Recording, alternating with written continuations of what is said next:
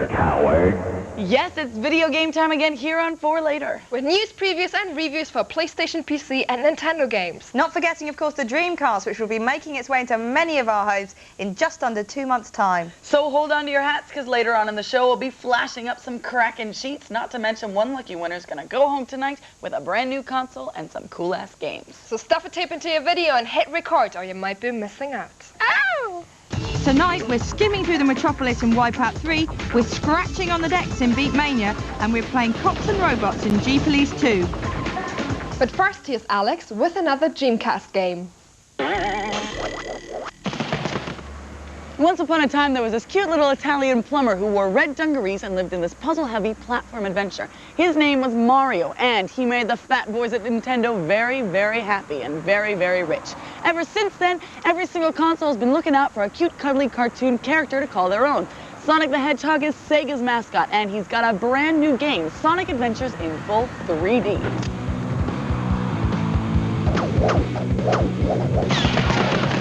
There was a lot of pressure on this little dude, you know. He was last seen on the Sega Saturn and is the only critter to seriously make Nintendo's little man quiver. But since those days, well, Sega have been hiding out hoping the world will forget a spate of bad business decisions.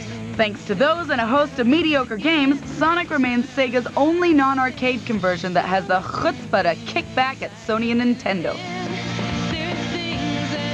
You could never see this game on the PlayStation or N64. The technical requirements are over and above machinery in the market today, except for the Dreamcast.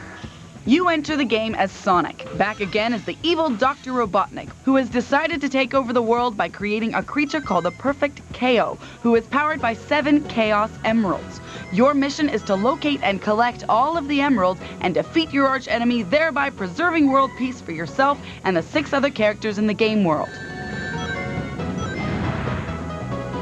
For those familiar with the previous Sonics or Crash Bandicoot on the PlayStation or Mario 64, the gameplay here isn't a new concept. You collect rings and destroy baddies by spinning or jumping onto them. Like in Crash, you'll spend undestaining hours being chased by very large and looming things.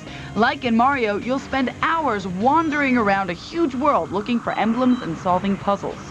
Sonic races around at a blistering pace with very few slowdowns. Through his adventure, he hightailed across an ice world, through a metropolis, and into a lost forest. There's plenty of exploration and enough baddies to keep the action part up for those suffering from attention deficit disorder. To prolong it even further, gather the special power-ups and you'll be able to tackle the levels in different ways. The only concern is that the few glitches that do exist won't be dealt with before it arrives over here. There are a few noticeable pop-ups. The camera angles occasionally get stuck behind an object or wall, and on 1 or 2 occasions there was a drop in frame rate. Also, as soon as you enter the game, you're confronted by your first boss, which is not the most logical way to introduce players to this carefree plane. It's too tough for younger players and too frustrating for older ones. But the good definitely outweighs the bad. It's the little details that are absolutely remarkable, like the footprints in the sand, or the huge killer whale that crashes after Sonic in the first level, or the voice-synced mouths of the characters. For all those dedicated Sega heads who've been begging, pleading for a 3D Sonic ever since the Mega CD, this is going to give you your golden ring. But for everybody else, if you've never played a Sonic, it's a massive game, beautiful graphics, and it's going to make Nintendo shiver. If you aren't already familiar with Nintendo's flagship title of the same ilk, go out and grab Mario 64. Though the visuals aren't as pleasing, hey, they'll certainly do with the jam-packed world. If you're on the move, then Super Mario Deluxe is out for Game Boy Color. Mario 64 is still out for your Nintendo, as is the huge, massive adventure Zelda Ocarina of Time. Now, for those folks stuck with the PlayStation, the processing dinosaur, you still have a chance to have whiz-bang action-adventure with limited exploration in Crash Bandicoot 3 Warped. But hold on tight, lick your lips for some sugar-sweet candy. Sonic Adventure is coming your way when the Dreamcast is released on the 23rd of September. There are so many racing games out there, so why get another one that takes the speed to the max? Well, Slalom by EVE for PlayStation is about a rather different type of sport, about snowmobiling to be precise. It's an extreme sport that takes the tricks and the terrain from motocross racing and lets them loose on the piste. EA are no strangers to the extreme, with titles such as the Need for Speed series and Superbike World Championship. This time they've managed to translate this growing popular sport into the first snowmobile racing game for PlayStation. Sledstorm is not meant to be a real super snowcross sports sim, it has a fun arcade feel about it. You can knock your opponents off the sled or into trees, and you can also show your true colors by running over rabbits just for points. Also, all the machines respond to the change of terrain, so get a tight grip when you slide across ice, blast through snowdrifts, or find yourself stuck in mud. There are 6 characters as well as a couple of hidden ones you can choose later in the game. They all react pretty well to the movement of their vehicles, which makes the whole action look very smooth. Each have their own attitude and unique trick set, so make sure you get the right one for all weather conditions. Sledstorm has a 2 and 4 multiplayer split-screen modes that work very well with a big telly. This game has to be enjoyed with a group of people, and get these speakers pumping because there's a blistering soundtrack on the disc. It's best enjoyed in multiplayer, so get your multi-tabs out of the box and your friends around for some hot white action. Sledstorm for PlayStation is out on the 27th of August.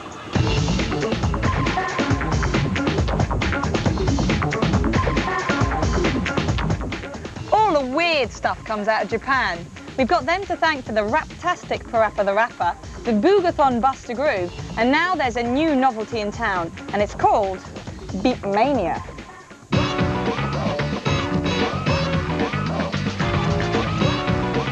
Wouldn't it be great to be a DJ? To be that god that 1,000 people raise their arms to in a hot and sweaty mess? Well, now, PlayStation players, you can give thanks to Konami and the strangest little game in town. If you're an arcade fan, it's quite possible that you will already have tried it, as the Big Brother version has been around quite a while. Now, PlayStation players get their shot at stardom. Only thing is, boys, you've got to be good with your hands. Check it out. Although you can play the game with the normal controllers, it's much more fun with the peripheral that it comes with. The pad is somewhere between a piano and a deck at its very most basic, and the aim of the game is to push the buttons or scratch out a rhythm as directed, and believe me, it's fat. In many ways, the gameplay is similar to Buster Groove, with a helpful indicator that tells you when to press. Some of the tunes are well dodgy.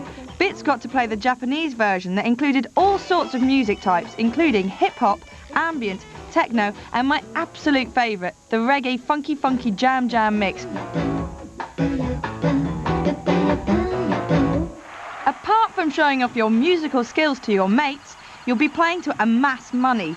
In the version I played, the numbers were so big that they must have been yen, but I could well imagine it being the kind of fee a DJ like Paul Oakenfold would pocket on New Year's Eve. No club would be complete without visuals, and this game has got some pretty scary ones, complete with the kind of moves that you would run away from if you saw them on any dance floor. Too many elbows. The European version is currently in production. To give it a more flavoursome feel, all sorts of recognisable names are in the pipeline to produce exclusive tracks for the game. These include Norman Cook's The Mighty Dubcats with some material from the forthcoming album, Dutch boys Mora and Mac and Moloko, who've remixed their Sing It Back track, which is to be released at the end of the summer. Even big-name Italian house DJs Claudio Coccoluto and Dino Lenny have something planned.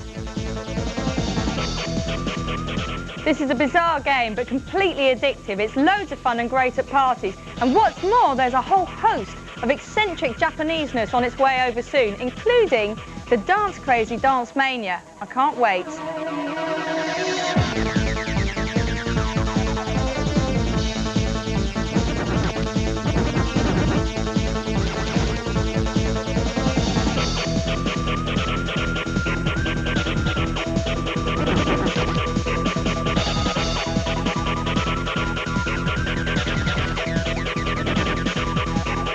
Hold on to your hats because we've got more cheats than your conscience can handle. First up, we've got one for strategy-heavy, ultra-serious SAS sim, hidden and dangerous. Fancy seeing a bit more leg in your soldier? Want to catch an eye full of those holster belts? Why not dress your man up as Lara Croft and see how quickly he can get through those missions? At campaign selection menu, simply type in unlock cheat mode all in one word, and then during the rest of gameplay, type in Lara Croft. This is going to give us girls something to fantasize about. I've got one for the body-snatching first-person shooter Alien vs Predator. If you're a bit impatient and can't wait to work through the game, well, you can cut to the chase and play the final Xenomorph Alien. Start the game with the command line avp.exe-debug, and while playing, press /F12 and enter the words "winner of the one great battle of the universe." Bring out the KY jelly and slide and slip with those aliens.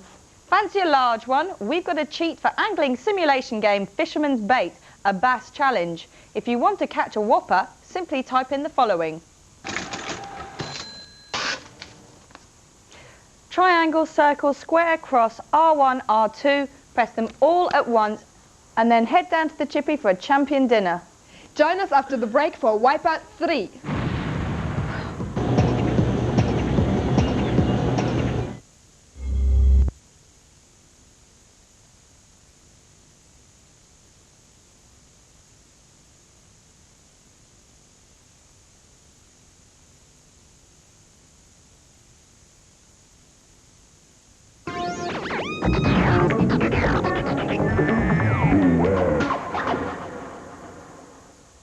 At E3, the computer games fair in LA, developers Rare had an ace up their sleeves once again. Jet Force Gemini looks a bit like Crash Bandicoot or Ape Escape set in a distant world. The story is that an intergalactic tyrant has threatened the safety of the universe, and the Jet Force Gemini team is called to stop him. The player can take control of any of the 3 characters as they progress through the game. The graphics are expected to push the Nintendo console to the limit. They have a bright and colorful kiddie look about them, but don't be fooled by this. Rare are promising a more grown-up depth of gameplay than previously expected. And it's set for release in September. Resident Evil the film has been in the pipeline for quite some time, and Capcom, the game's developers, had employed George Romero to actually direct it. He's the man who's famous for doing Night of the Living Dead, Dawn of the Dead and Day of the Dead. Well, he's now scarpered, perhaps because there's no time zones in the title. But the new director is soon to be announced, and expect to see the film in the cinemas by 2001. Now, don't groan and say you've heard it all before, but we have excellent word that the next installment of PC real-time strategy giant Command & Conquer Tiberian Sun will be out on the 27th of August, 1999. Now, we know you've been waiting for a couple of years and all the original release dates have been totally ignored by the publishers, but can you blame them? It's 15 years since the world was devastated by a conflict between the Global Defense Initiative and the Brotherhood of NOD. Back in the first Command & Conquer, Tiberian Dawn, the GDI's zest at destroying Nod and its leader Kane meant they ignored the devastating effects of Tiberium, their major source of energy. It decimated the vegetation and spread to infestation of the human population. So, GDI are now trying to cover up their mistakes. They're moving all infected folk to Antarctica, hoping that a quarantine will sort the rest of the population's problems out. However, the main dude on the dark side isn't as dead as it was assumed at the end of Tiberian Dawn, and he's back wreaking havoc on our genetics and infecting some of his army with a transmutating mineral. Enter the good guys, guns a-blazing, the battle starts up again, and the mutated scatter and form a new faction. The introduction of this new side, the Tiberium-infected Forgotten, is just one change that has occurred in the gameplay of Tiberian Sun. A whole strategic element is added in trying to win over this initially neutral powerhouse of immortals.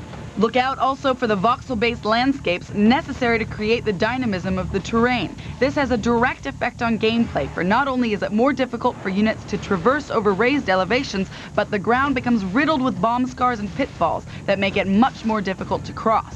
There's a million things you're going to be able to do with this game, and with the 50-plus single-player missions, not to mention the secondary objectives on top of those, a lot of you are going to find yourselves stuck in a darkened room for a long, long time. Now on Bits is the third version of a seminal work. This game marries the music of a generation with outstanding gameplay.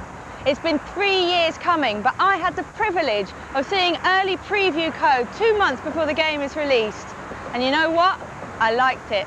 I liked it a lot. And the name of the game is Wipeout 3. The original Wipeout blew my mind.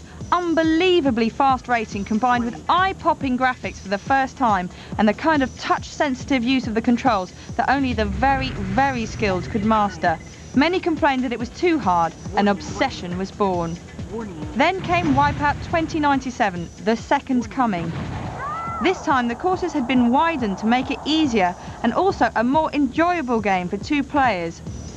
Hitting the wall in this one didn't bring you down to a crashing halt, leaving you to start all over again, picking up speed from 0. You had the pleasure of hearing your ship scrape along the edge, metal against metal, and watching the sparks fly in the replay. Lovely. Until Wipeout came on the scene, games had only ever really used the plink-plonk kind of elevator music that would drive you mad. The developers, Psygnosis, had their fingers on the pulse though, and knew that for a game of this calibre, nothing short of some serious chemical rhythms would do to accompany the play. Musical superstars of the day, Orbital, the Chemical Brothers and Left Field, were brought on board to bring out a soundtrack to rock your world. The game certainly contributed to the mass appreciation of the PlayStation, and Sony definitely sold a lot of plastic boxes off the back of it. The new dawn of cool gaming had arrived. Wipeout 2097 continued the tradition with tracks from The Prodigy, Future Sound of London and Daft Punk amongst others. This time, Sasha has been appointed musical director, and from his mixing desk on high, he's produced some real corkers for the game. And as for the visuals, well, they're simply outstanding because once again, the Designers Republic have been drafted in to give the game its unique futuristic feel. This time, the colours are much more muted and dark, far more cool for our minimalist age. All the 8 teams had their own logos, giving them their own full-blown identities.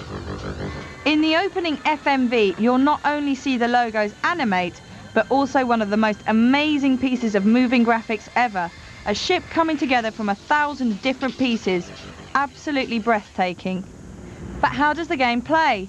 Like a complete dream. There are 8 tracks, all set in one city. The tracks are wider than the original again, and have some fantastic swooshing corners to get you a real feel of the craft that you're commanding. The speed chevrons are still there for that extra white-knuckle speedball ride, and so are the power-ups with both new ones and old favourites like the seismic shot, where the Earth moves as a wave in front of you, flipping up vehicles into the air, only to come crashing down in a heap. Really, really cool. Taking the helm of these hover ships was a complete natural high. The controls are so intuitive and the moves of the ship so graceful and fast that you become utterly absorbed in the gameplay. Fortunately, this time you don't have to forget your social life completely though. In both the original games you could only play in 2-player mode if you had 2 stations, 2 TVs, 2 copies of the game and a link cable, if you could be bothered to lug that lot round to your mate's house in the first place. In the new version, 2 players can play on a split screen, but should you be ready with the extra hardware, up to 4 of you can play at once.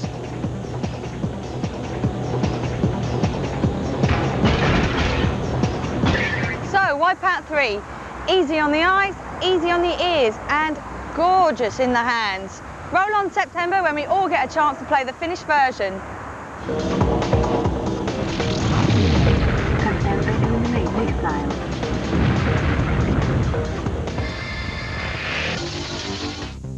Once upon a time, when home entertainment was in its infancy, we suffered tiny processors and computer games that were loaded off of audio cassettes.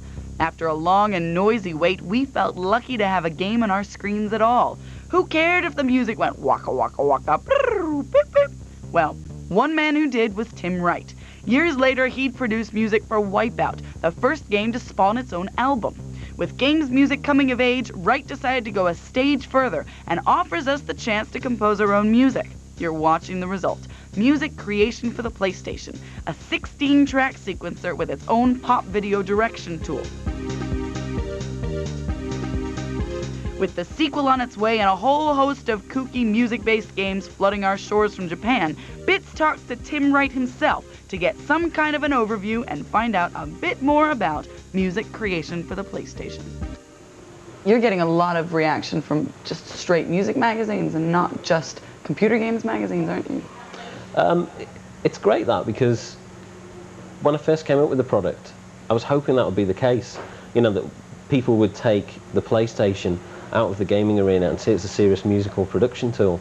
We've got this thing called Jam Mode, which basically means If you're not into sequencing and laying notes out and that kind of thing, you can just dispense with all of that, go straight in, pick up the joypad and use it as a musical instrument. So each one of the buttons is mapped to a specific sound. You know, relive the club experience in your house. A lot of these mad music-based games come out of Japan. Do you have any favorites out of that crew? Gotta say Parappa, haven't we? Gotta say Parappa. I was hoping you were gonna say Parappa. Now kick, punch. Kick, punch, kick, punch. Chop, block. That game's just like completely off the wall. Yeah, yeah. I was surprised it was released in the UK because there's a lot of kind of concept kind of games released in Japan and they never see the light of day here.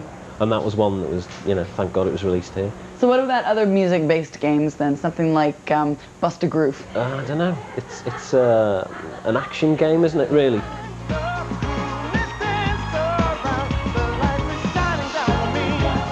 It's along the same lines as the Parappa kind of thing, except it's in 3D and it's got more of that kind of Japanese feel to it, more arcadey. When did the music people start getting interested? When there was money involved, when there was a lot of money to be made. For Sony, their PlayStation kind of revenue is getting on for 50% of their revenue as a company as a whole. And if you think about how many products Sony have out there, then that's a lot of money. I believe that computer games now are actually grossing more money than films. It's true. Which is kind of scary. Okay, Tim, Music 2000 coming out in November for Christmas release, and thank you very much. If you fancy being a cop on a mission in a flying police car, watch out because you're about to see G-Police 2 Weapons of Justice. But in this version there are many more weapons and a lot more terrain to explore. The sequel picks right up from where the first story ended. Now the war's over and the G-Police have taken control over a city on Callisto, a moon of Jupiter. But the population is not very happy. Crime syndicates are beginning to emerge and civil war is about to break out. Your time starts now. Good luck. There are also 30 multi-tiered missions with battle, search and destroy objectives. As in Wipeout, G-Police 2 exists in its own self-contained world.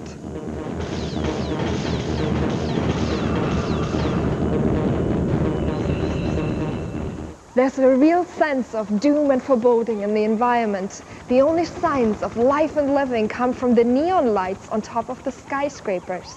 This is definitely not a Happy Bunny game. But if you like films like Blade Runner, this game might be for you. With the 5 different vehicles up for grabs, your learning curve will be a steady one. Missions are a lot more complex thanks to the improved enemy AI on 35 enemy crafts. You also have the choice of 25 different weapons. The question is, who needs that many? But don't expect beautiful rendered graphics. Prettiness comes second here. The terrible undetailed backgrounds and polygon distortion on buildings is a sign that your PlayStation has reached its limits. But it's the gameplay that counts most, and this time it's more solid than ever. The cutscenes do provide some relief from the frame rate judder, and do check out the diesel-designed uniforms in the full-motion video intro sequence. Sometimes looking good in a sweaty uniform is all you need. Although this game looks better than the original version, this preview code still falls short of the visual standards of other PlayStation titles. Having said that, the missions are still complex enough for long game-playing sessions. So this is one for the thumbs rather than for the eyes. G-Police 2 Weapons of Justice is out for PlayStation in September. Competition time! And this week there are 3 winners. 2 runners-up are gonna get a copy of V-Rally 2 for the PlayStation and a V-Rally rucksack. Ooh, handy. And the grand winner is gonna get a copy of the game, the rucksack, and a Sony PlayStation. All you have to do is answer this ridiculous automotive pop question. What is the last line in the chorus of the Beatles song Drive My Car? Please email your answer to our new web address. It's bitsonforlater@yahoo.co.uk.